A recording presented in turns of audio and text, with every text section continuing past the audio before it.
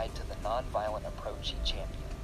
But the civil rights leader was not always opposed to violence. As a seminary student, he expressed skepticism about the virtues of pacifism and nonviolence. Even in the opening days of the Montgomery boycott, King had not yet found his nonviolent voice. Mark Kurlansky. It's kind of funny the way he's portrayed today, especially in schools, as just this kind of dreamy guy who's about peace and love.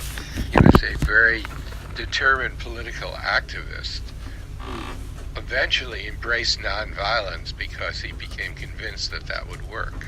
And one man above all others convinced King that it would work, but King would have to make some changes first.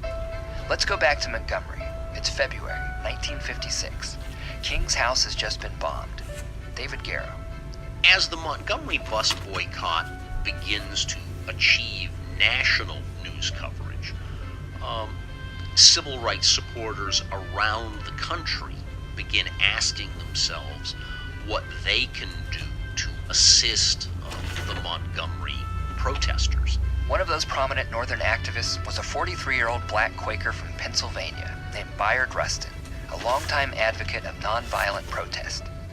Rustin was concerned by what he saw when he arrived in Montgomery. So at the beginning there in Montgomery, even though Dr. King believed in a Christian doctrine of love, his interest in nonviolence was not such that he was prohibiting black community members from standing armed guard.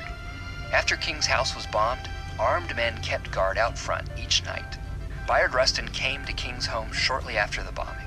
But Bayard himself is taken somewhat aback when he sits down in a chair at Dr. King's home and realizes there's a gun in it. King explained that they did not intend to use the firearms or harm anyone unless they were violently attacked. This is Rustin biographer John D'Amelio again. And Rustin explains to him that if you want to be modeling nonviolence, you can't possess guns. You actually have to live out completely the philosophy of nonviolence. That was just the first lesson Rustin would provide to the young King. The weapons and armed guards were removed. And so Rustin becomes his tutor and instructor. And really, within the space of a few weeks, it is not an exaggeration to say that in terms of the strategy, tactics, and philosophy of nonviolence, Bayard Rustin becomes Dr. King's most trusted and closest advisor. The tall, cosmopolitan Quaker and the short, eloquent Baptist preacher